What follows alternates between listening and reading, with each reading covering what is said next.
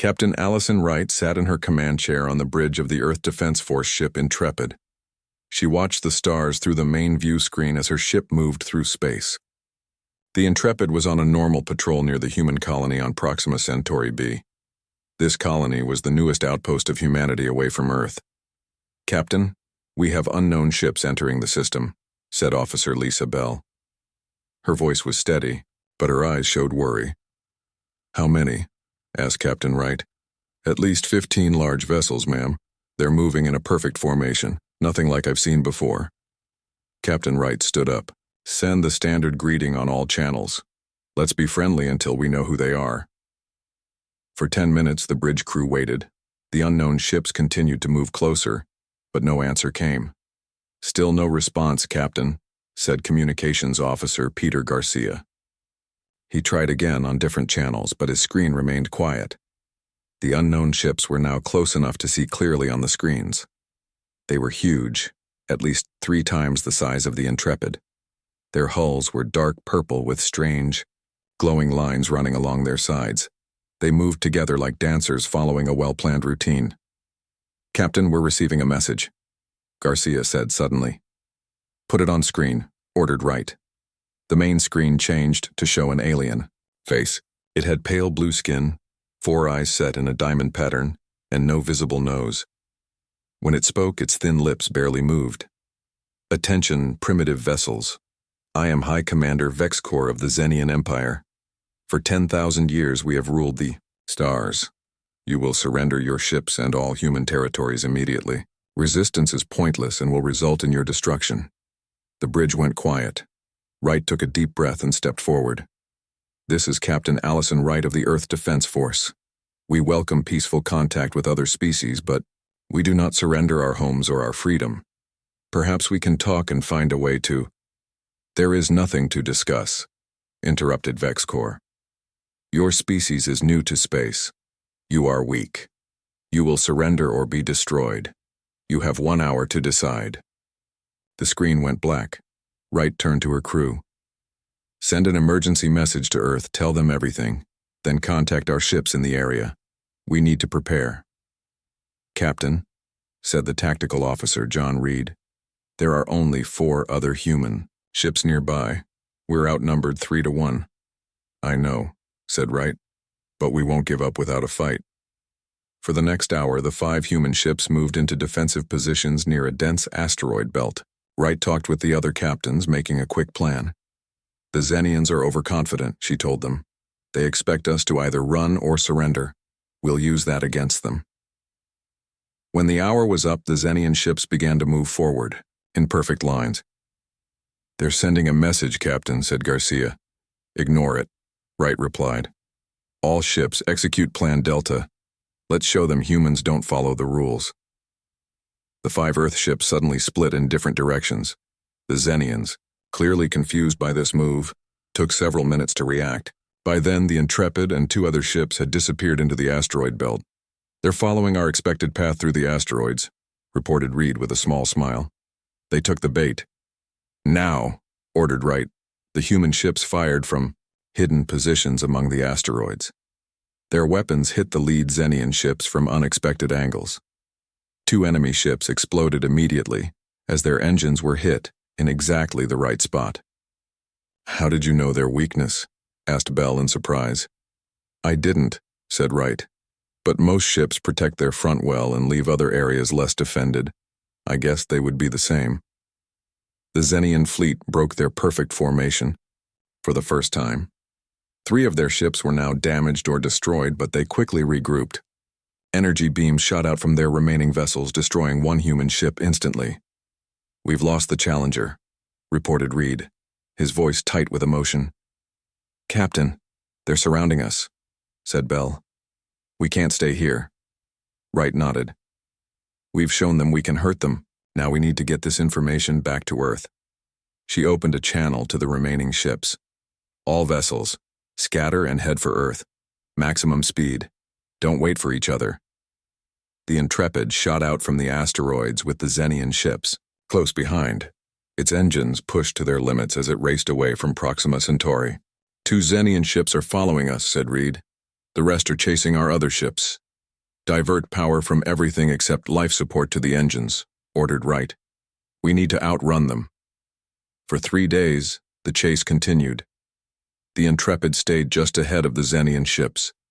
Sometimes they would get close enough to hit the human ship with their weapons, causing damage, but never enough to stop it. "Captain, I've been listening to their communications," said Garcia on the 3rd day. "They keep using a phrase I didn't understand at first. They're calling us an aberrant species." "What does that mean to them?" asked Wright. "From context, I think it means we're not behaving as expected. The commander sounds confused that we fought back at all. It seems like other species they've encountered just surrender." Wright thought about this. "So we've surprised them?" "Good. Humanity has always been hard to predict. That might be our advantage." As the Intrepid finally approached the edge of the Sol system, its engines failing and hull breached in multiple places, the Xenian ship suddenly turned around and left. "They're retreating," said Bell in disbelief. "No," said Wright, watching the sensor readings. "They're being called back. Look, a much larger fleet is gathering at Proxima Centauri. This was just the beginning." The damaged Intrepid limped toward Earth, carrying its critical warning. The Xenian Empire had declared war on humanity, thinking it would be an easy conquest like dozens before. They had no idea what they had just started. 2 weeks after the Battle of Earth, Intelligence Director Frank Daniels sat in a small room deep underground. The walls were lined with screens showing information from across the galaxy. Daniels had not slept properly in days. He rubbed his tired eyes as he read through the latest translated Xenian communications. "They still don't understand us," he said to Admiral Donovan, who had just entered the room. "What do you mean?" asked Donovan, pouring herself a cup of coffee. Daniels pointed to one of the screens. "The Xenians have no concept of a species that would rather die than be ruled by others. Their entire empire is built on the idea that after a show of force, the conquered species will accept their new place." "And when they don't surrender?" asked Donovan. "That's just it," said Daniels. "In 10,000 years of conquest, they've never faced a species that didn't surrender eventually. Their military doctrine has no chapter on what to do when the enemy keeps fighting after they should have given up." Donovan smiled slightly. "Then we'll write that chapter for them." The Admiral moved to a larger room next door where a team of specialists worked on computers. On the main screen was a map of the Xenian Empire, a vast area covering nearly half the Milky Way galaxy. "What's the status of our infiltration teams?" she asked. "Captain Powell's team has reached the Xenian outpost in the Epsilon Eridani system," reported a young officer. 4 other teams are in position at key communication relays throughout their empire. Donovan nodded. It was time for Phase 2 of Operation Hornet's Nest. Psychological warfare. Far from Earth, Captain Diana Powell guided her ship through space near a small Xenian outpost. Her vessel, the Defiance, didn't look like a human ship anymore. Using technology captured during the Battle of Earth, they had disguised it to appear as a Xenian supply transport. "We're approaching the outpost," Powell told her small team. "Everyone remember your roles. We're not here to fight. We're messengers." The outpost was a purple structure floating in space near a small moon. It served as a communication relay for this section of the Xenian Empire. Only 20 Xenians staffed it, mostly technicians. "They're hailing us," said Communications Officer Greg Mason. "Send the identification codes we took from their network," ordered Powell. The Xenians accepted the codes without question. The Defiance docked at the outpost, and Powell's team, wearing captured Xenian environmental suits modified to fit human bodies, entered the station. The plan was not to attack the Xenians, but to upload a special program into their communication system. This program contained a message that would be sent to every Xenian colony and outpost throughout the Empire. While 2 team members distracted the Xenian staff with fake delivery paperwork, Specialist Ryan Evans slipped away to find the main computer room. Inside, he quickly connected a small device to the Xenian systems and uploaded the program. It took only 3 minutes. "Package delivered," he whispered into his communicator. Powell's team left the station as quickly as they had come. The Xenians never realized they had been tricked. Similar missions took place at other Xenian communication points across the galaxy. Within days, the program was spreading through the Xenian network like a virus, impossible to stop. Then came the message, a compilation of humanity's most fearsome historical battles, from ancient warfare to modern conflicts, interspersed with footage from the Battle of Earth. The images showed humans fighting against impossible odds, refusing to surrender, even when defeat seemed certain. At the end, a simple message appeared in the Xenian language. We don't surrender. We don't stop. Retreat now. The effect on Xenian society was immediate and dramatic. Their civilization had been built on easy conquest, on the idea that their superiority was natural and unquestionable. They had never experienced a serious military defeat, never lost large numbers of ships and soldiers. Now, reports of the disaster at Earth spread throughout their empire. Citizens who had never known fear began to feel it. The strange and terrifying humans who fought even when they should surrender were coming. In the Grand Palace on the Xenian homeworld, High Chancellor Krenzoth, supreme leader of the empire, called an emergency meeting of his war council. The room was large and circular, with a massive holographic display in the center showing the extent of their territory and the tiny speck that was the human solar system. These humans, said Krenzoth, his voice echoing in the silent chamber, they are unlike anything we have encountered in 10,000 years of expansion. Admiral Vextol, who had replaced Dreskar after the defeat at Earth, stepped forward. They are primitive but crafty, High Chancellor. They use tricks and traps instead of facing us directly.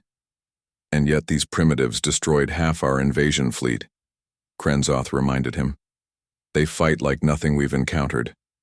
They seem to welcome death rather than defeat. We will crush them with overwhelming force, promised Vextol. I am gathering a fleet 3 times larger than the first. We will not underestimate them again. On Earth, military strategist Beth Winters worked with a team of historians and anthropologists to predict the Xenian response. She had correctly anticipated their reaction to the first battle. Their entire social structure is built on bloodless victory, she explained to Earth's leaders during a council meeting. Every species they've conquered in 10 millennia has surrendered after an initial show of force. They have no cultural framework for an enemy that grows stronger through adversity. So, what will they do now? Asked Council Chair Okafor. They'll gather a much larger force, said Winters, but they'll be uncertain, conflicted. Their society has never faced a real challenge. While they prepare, we have time for the next phase of our plan. That plan was already in motion. Using the data stolen from the Xenian network, human ships began to slip into Xenian territory. They weren't there to attack, not yet. They were there to watch, to gather intelligence, and to prepare. Captain Wright, now recovered from her injuries from the first battle, led one such mission. Her new ship, the Valiant, was smaller and faster than the Intrepid had been, designed for stealth rather than direct combat. Our goal is to map their defense systems, she told her crew as they approached a major Xenian colony world. We need to identify weaknesses, blind spots, anything we can use when the full conflict begins. While human ships explored Xenian space, other teams made contact with the species the Xenians had conquered. Many of these aliens had lived under Xenian rule for thousands of years. They had forgotten what freedom felt like, but they remembered when the Xenians came to their worlds, how they had surrendered rather than faced destruction. Now humans brought them a new idea. Resistance was possible. We're not asking you to fight for us, explained Ambassador Helen Carter to a group of Viribian leaders. The Viribians were one of the oldest conquered species living under Xenian rule for over 6,000 years. They had blue skin with patterns of light dots and long, thin limbs. We're simply showing you what's possible, continued Carter. Humans faced the Xenian fleet and survived. We're still free, and we're preparing to stay that way. The seed was planted. Across the empire, conquered species began to whisper among themselves. They watched the Xenian rulers with new eyes, wondering if their masters weren't as all-powerful as they had believed. Meanwhile, the Xenians gathered their forces for a second attack on Earth. Ships arrived from across their vast empire, forming a fleet that dwarfed the first one. New tactics were developed based on what they had learned from the Battle of Earth. But doubts had crept into their once perfect confidence. Reports came in of human ships spotted near major Xenian worlds. Strange messages appeared on secure channels, always with the same warning. "We don't surrender, we don't stop, retreat now." High Chancellor Krenzoth felt something he had never experienced before. Fear. Not just for himself, but for the future of the empire that had stood unchallenged for 10,000 years. "These humans," he said to his closest advisor, as they watched the massive fleet prepare for war. "They are coming for us, aren't they? Not just defending their world, but hunting us." The advisor, an old Xenian who had served 3 High Chancellors, nodded slowly. "They are different, my lord. They do not fight as we understand fighting. They do not surrender as every other species has surrendered. They may be the greatest challenge our empire has ever faced." Krenzoth looked out at the stars. Somewhere, out there, the humans were preparing something. He could feel it. The empire that had known only victory for 10,000 years was about to face its greatest test. The Xenian ships entered Earth's solar system in perfect formation. 200 large warships moved together like dancers, surrounded by over 1,000 smaller vessels. From her hidden base on Deimos, one of Mars's small moons, Commander Nicole, Rivera watched them through powerful telescopes. "They're exactly on time," she said to her team. Just like the scouts reported, the Xenian fleet moved past Jupiter, then Mars, heading straight for Earth. Their ships were beautiful in a strange way. Each one was dark purple with glowing lines that pulsed with light. They looked like sea creatures swimming through the darkness of space. "Are they scanning for us?" asked Lieutenant Carlos Diaz, who sat at the sensor station. "Yes," said Rivera. "But they won't find much. Our stealth systems are working perfectly. All they can see are automated defense satellites around Earth." When the Xenian fleet reached Earth orbit, they stopped. From the main Xenian ship, a message was broadcast on all human communication channels. "Attention humans," said High Marshal Drezkar. "Your planet is now under control of the Xenian Empire. Your resistance was brave, but foolish. Surrender, now, and you will be treated fairly. Resist and you will be destroyed." No answer came from Earth. The planet looked empty from space. Cities showed no lights, no movement, no signs of life. "Where did they go?" asked a Xenian captain, confused by the silence. "Perhaps they have fled to their colonies," suggested another. "Or maybe they are hiding on their planet." High Marshal Drezkar was not worried. "It doesn't matter. We have conquered 32 species across the galaxy. These humans are no different. They cannot hide forever." He turned to his officers. "Begin the standard occupation procedure." For 3 days, the Xenian fleet stayed in orbit. They destroyed the automated defense satellites easily. They sent small scout ships to check the planet's surface.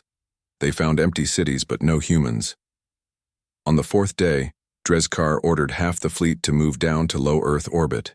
100 large warships descended slowly, preparing to land troops on the surface. In her hidden base, Commander Rivera watched carefully. "They're in position," she said into her secure communicator. "All ships and stations, prepare to execute Operation Hornet's Nest on my mark." She waited a few more minutes until the Xenian ships were perfectly aligned. Now! Across the solar system, human teams activated their weapons. Thousands of devices that looked like pieces of space junk suddenly came to life. These were miniature fusion bombs designed by Dr. Martinez specifically to affect the Xenian starfire crystals. The bombs did not explode with force. Instead, they released waves of extreme heat followed immediately by freezing cold. Just as Martinez had discovered in her lab, this rapid temperature change caused the crystals to crack. Suddenly, dozens of Xenian ships lost power. Their lights flickered and went out. Their engines stopped. Some drifted helplessly in orbit. Others began to fall toward Earth, pulled by gravity. At the same time, electromagnetic pulses from the bombs shut down Xenian communications. Their perfect formation broke apart as captains lost contact with each other. "All attack squadrons move in," ordered Rivera. From hiding places throughout the solar system, hundreds of small, fast human ships appeared. They had been hidden inside asteroids, behind moons, and in Earth's oceans. These ships were not large enough to face Xenian warships directly, but they didn't need to be. Lieutenant Alan Chen led Phoenix Squadron, 50 small ships that shot out from a hidden base on the dark side of the moon. "Remember the plan," he told his pilots over the radio. "Hit and run, target their engines and communication arrays, don't stay in one place for more than 30 seconds. Chen's squadron flew directly into the confused Xenian fleet. Their ships were so small that the big Xenian vessels had trouble targeting them. The human ships fired precisely at the weak spots Dr. Martinez had identified. "They're trying to regroup," reported Chen as he watched the remaining Xenian ships move into a defensive circle. Formation Delta, just like the simulations predicted. The human ships didn't try to break the formation. Instead, they flew away, leading the Xenians on a chase through the debris of their own destroyed vessels. Meanwhile, on the other side of Earth, Commander Rivera led a special team on a critical mission. While the Xenians were distracted by the attacking human ships, Rivera's team approached the largest Xenian vessel, Dreskar's flagship. "We've located their communication hub," reported Specialist Eric Jordan, who monitored the ship's layout on his screen.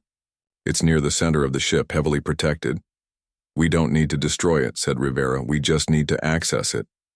Their ship, specially designed for stealth, attached to the Xenian flagship like a tick on a dog. Using cutting tools, they created a small opening in the hull and entered the massive alien vessel. The inside of the Xenian ship was strange. The corridors were tall and narrow, designed for the thin bodies of the Xenians. Everything was lit with the same purple light that showed on the outside.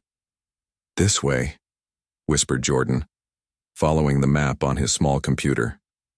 The team moved quietly, using sound-absorbing boots to avoid detection. They reached the communication hub without being spotted. 2 Xenian officers sat at control panels, their 4 eyes focused on screens filled with strange symbols. Rivera nodded to her team. They fired stun weapons, and the Xenians collapsed without a sound. "We have 15 minutes before they're missed," said Rivera. "Work fast." Jordan connected his computer to the Xenian systems. His fingers moved quickly over the screen as he downloaded everything he could access. "I've got it," he said after 10 tense minutes. "Complete access to their interstellar network, star maps, fleet positions, communication protocols, everything." "Plant the backdoor program," ordered Rivera. This special virus would give human forces permanent access to Xenian communications. As Rivera's team finished their mission and escaped back to their ship, the battle continued around Earth. For 18 hours, human ships darted in and out of the Xenian fleet, hitting them and then disappearing. The humans couldn't win the battle outright. The Xenians still had too many ships and too much power. But that wasn't the goal. Operation Hornet's Nest wasn't designed to defeat the Xenians completely. It was meant to hurt them so badly that they would think twice about continuing the war. By the time the fighting ended, the Xenians had lost over half their fleet. 308 ships had been destroyed or disabled, including 2 of their 3 most powerful dreadnoughts. The human forces had also suffered heavy losses. 60% of their ships were gone, but they had achieved their main objectives. They had shown the Xenians that conquering Earth would cost far more than expected. And most importantly, they had captured the communication hub with direct access to the Xenian network. High Marshal Drescar, his ship damaged and his fleet in ruins, gave the order to retreat. The remaining Xenian vessels gathered what they could and left Earth orbit, heading back toward their empire. In the underground command center beneath the Rocky Mountains, Admiral Donovan received the news of the Xenian retreat with a grim smile. "They'll be back," she said to General Kim, "with a bigger fleet and new tactics. But now we have something they don't expect: access to their entire communication network." Kim nodded. "And we've shown them that humans don't fight like other species. We've confused them, made them unsure." "Phase 1 of Operation Hornet's Nest is complete," said Donovan. "Now we begin Phase 2. As the Xenian fleet limped away from Earth, they didn't realize they were already being followed. Small, stealthy human ships tracked their movements, staying just far enough away to avoid detection. The next stage of the war was about to begin. Admiral Heather Donovan stood in the center of the United Earth Council chamber. The room was large and round, with seats rising up on all sides like in an old sports arena. 500 people sat in those seats, leaders from every part of Earth. They watched her with serious faces. "The Intrepid returned 3 hours ago," she said. Her voice was clear and strong, even though she had not slept in 2 days. "Captain Wright and her crew survived, but the ship is badly damaged. Only 2 of the 5 ships that engaged the enemy at Proxima Centauri made it back." Donovan pressed a button on her small control pad. A large screen lit up behind her, showing images from the battle. The council members watched as the strange purple Xenian ships fired on the human vessels. "The enemy calls themselves the Xenian Empire," Donovan continued. "According to the data we captured, they control nearly half of the Milky Way galaxy. They have conquered more than 30 different alien species over 10,000 years. Worried?" Whispers filled the room. Council Chair Richard Okafor raised his hand for quiet. "How advanced is their technology, Admiral?" he asked. "Very advanced," said Donovan. "Their ships are faster, their weapons are stronger, and their shields are better than ours. By normal standards, we cannot win this war." The room went completely silent. No one moved or spoke for several seconds. "What do you mean by normal standards?" asked Okafor finally. Donovan's face changed. A small smile appeared at the corner of her mouth. "The Xenians have never fought humans before," she said. "They expect us to behave like all the other species. They've conquered. They expect us to be afraid and give up, but that's not what humans do." She touched her control pad again. New images appeared on the screen. Famous battles from human history. Fighters who had won against stronger enemies. "Our history is full of smaller forces beating larger ones," she said. "The Xenians fight in set patterns. They follow strict rules. We will not fight their way. We will fight our way." Many council members nodded. Humans had always been good at finding new ways to solve problems. "What do you suggest, Admiral?" asked Okafor. "Operation Hornet's Nest," replied Donovan. "Instead of meeting their fleet in open battle where they'll destroy us, we'll use hit-and-run attacks. We'll strike quickly and then disappear. We'll make them chase us across every star system. We'll use traps and tricks and surprise." For the next 2 hours, Donovan explained the plan. When she finished, the council voted. The result was clear. Earth would fight. For the next month, every human colony and ship prepared for war. Factories worked day and night making weapons and ships. Scientists studied the data from the Proxima Centauri battle, looking for Xenian weaknesses. In her lab on the moon, Dr. Olivia Martinez looked at a small purple crystal under a microscope. She had been working for 3 weeks without a break, studying pieces of a destroyed Xenian ship that the Intrepid had collected. "It's amazing," she said to her assistant Ben Lee. "These crystals power their entire fleet. They're incredibly efficient, much better than our fusion reactors. But look what happens when I do this." She touched a control, and a beam of focused heat hit the crystal. Then she quickly sprayed it with super cold liquid. The crystal developed, tiny cracks all over its surface. "The Xenians use these starfire crystals for everything: power, weapons, shields," Martinez explained. "But they're sensitive to fast temperature changes. If we can hit them with heat and then cold in battle, their ships will fail."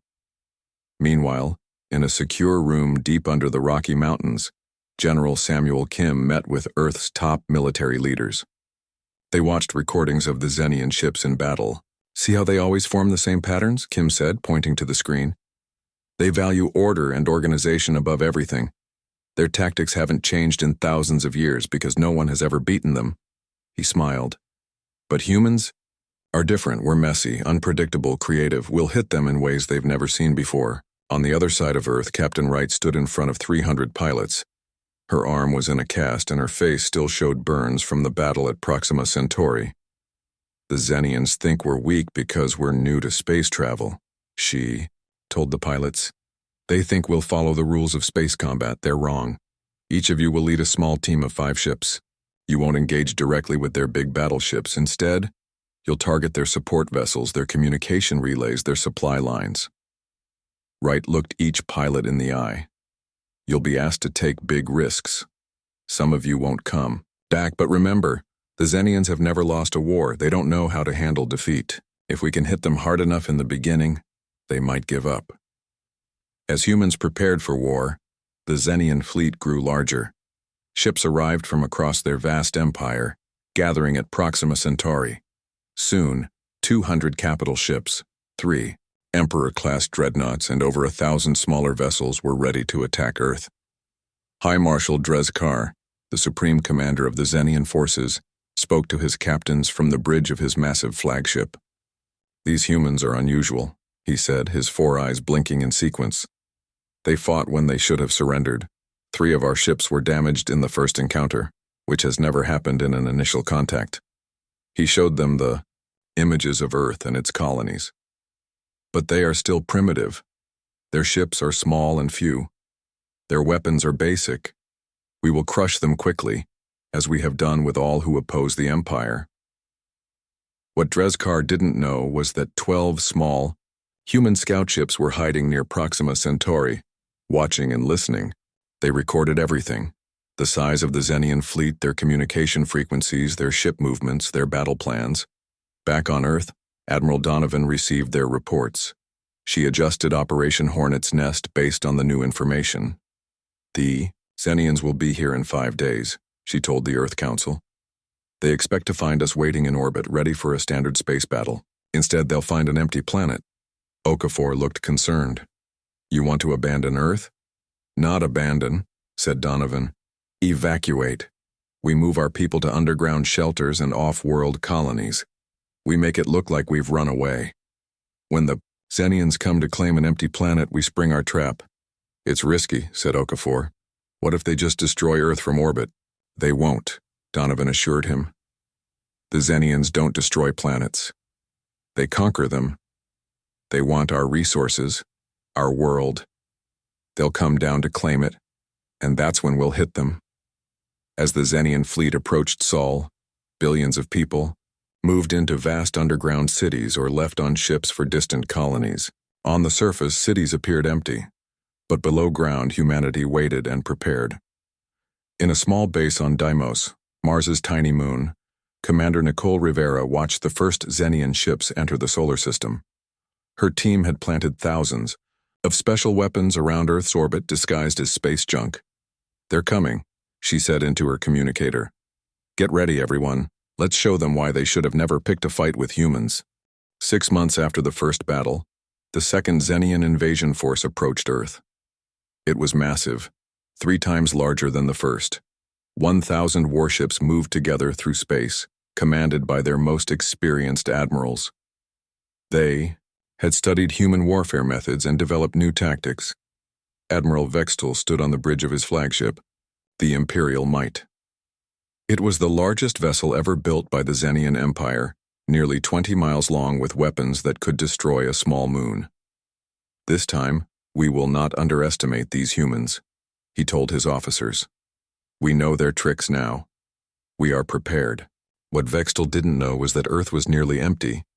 In the months since the first battle, humanity had implemented what they called the Diaspora Protocol.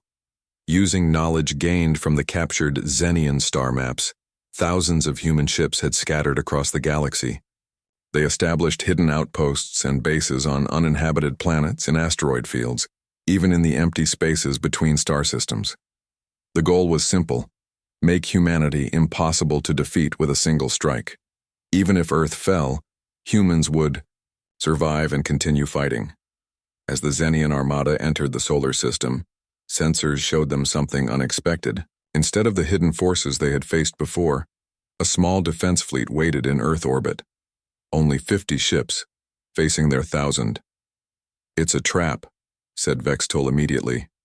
"They're trying to lure us in, like before." But after scanning for hidden bombs, mines, and other traps, the Xenians found nothing. The space around Earth was clear. "Perhaps they have run out of tricks," suggested his second-in-command. "Perhaps they are finally ready to surrender." Vextel was not convinced. Approach slowly, keep scanning. As the Zenian fleet moved closer to Earth, they received a transmission. It was being broadcast on all frequencies from the largest human ship. The main screen on Vextool's bridge showed a human female in a dark uniform. "This is Admiral Heather Donovan of Earth," she said calmly. "This will be our only warning. We've analyzed your Empire's structure. We've identified 27 critical weaknesses in your network of worlds. Even now, human strike teams are positioned at each location. If you proceed with this invasion, we will trigger simultaneous attacks that will collapse your entire civilization." Vextool laughed. Empty threats from a desperate species. Suddenly, explosions rocked his flagship. Not enough to destroy it, but enough to disable several key systems. At the same time, their secure communication channels were filled with human voices, reading out the names and locations of the Empire's most secret installations, places no outsider should know about. "How is this possible?" demanded Vextool, his four eyes wide with shock. On her ship, the Defiant, Admiral Donovan continued speaking. Her image was now on every screen in the Zenian fleet. "Your Empire has ruled through fear for 10,000 years, she said. But you've never faced humans before. You cannot defeat us conventionally. You cannot find all of us." The main screen changed to show a map of the galaxy. Thousands of points of light appeared, scattered across space. Each one represented a human settlement or outpost. "While you prepared your fleet, we prepared too," explained Donovan. "Humanity is no longer confined to one solar system. We are everywhere. Even if you destroy Earth, you cannot destroy us all. And every human you kill will only strengthen our resolve." Specialist Kevin Ramirez, who had led the team that infiltrated the Zenian Central Database, watched from his station. 6 months of careful work had led to this moment. They had planted false information in some Zenian systems while taking real data from others. They had mapped the entire Empire, finding its weaknesses and pressure points. "We don't want your Empire," continued Donovan. "We don't want your worlds, but we will not be conquered. Ever."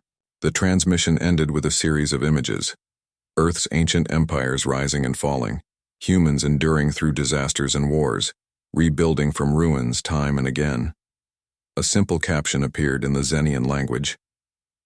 "We are humanity. We survive. Run." On his flagship, Vextool received urgent messages from across the Empire. Human ships had been spotted near vital Zenian installations. Some of the conquered species were showing signs of unrest. And strangest of all, key members of the Zenian leadership were receiving personal messages containing secrets they thought no one else knew. "The humans are inside our most secure systems," reported his communications officer, voice shaking. "They know things they cannot possibly know." Vextool stared at the small human fleet. He had 1,000 ships. He could destroy them easily. But then what? How do you defeat an enemy that has spread like a virus throughout your territory? How do you conquer a species that refuses to acknowledge defeat? For 3 days, the Zenian fleet remained in position near Earth, neither advancing nor retreating. Vextool sent messages to the Zenian homeworld, asking for guidance. The answers were confused, contradictory. For the first time in its history, the Empire had no clear strategy. On the 4th day, Vextool made his decision. The Zenian fleet began to move, but not toward Earth.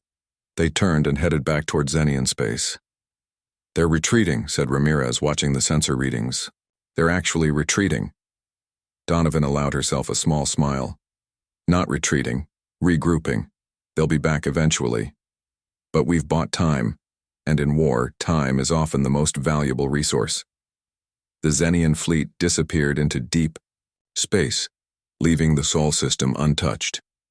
2 weeks later, an official message arrived from the Zenian homeworld. For the first time in 10,000 years, the Empire was offering a treaty rather than demanding surrender. The terms were simple. The Zenian Empire would formally recognize human territory as sovereign and independent. In return, humans would not interfere with existing Zenian worlds. In the Grand Council chamber on Earth, leaders debated the offer. "Can we trust them?" asked Okafor. "This could be a trick to give them time to prepare an even larger attack." "Perhaps," said Donovan. "But our strategy has worked. We've shown them that conquering humanity would cost more than they're willing to pay. Beth Winters, the military strategist, added her thoughts. The Xenian Empire has never faced a serious challenge before. They don't know how to handle one. This retreat is a fundamental shock to their entire civilization. The Council voted to accept the treaty, but with conditions. Human observers would be allowed at key locations in Xenian space to ensure they honored the agreement, and Earth would continue the diaspora protocol, spreading humanity across the stars.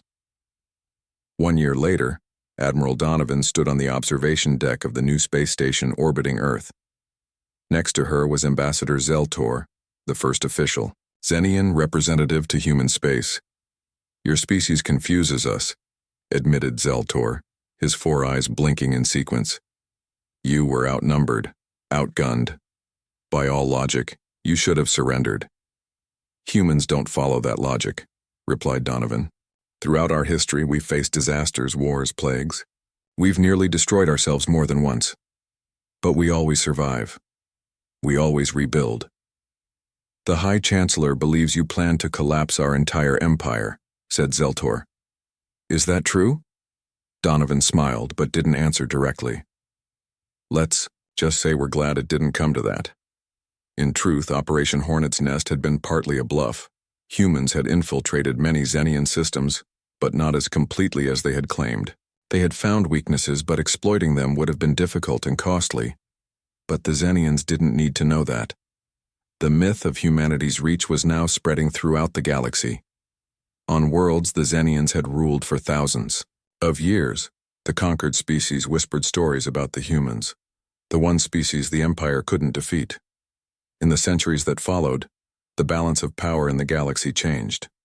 The Xenian Empire gradually lost its grip on many worlds as more species found courage to resist.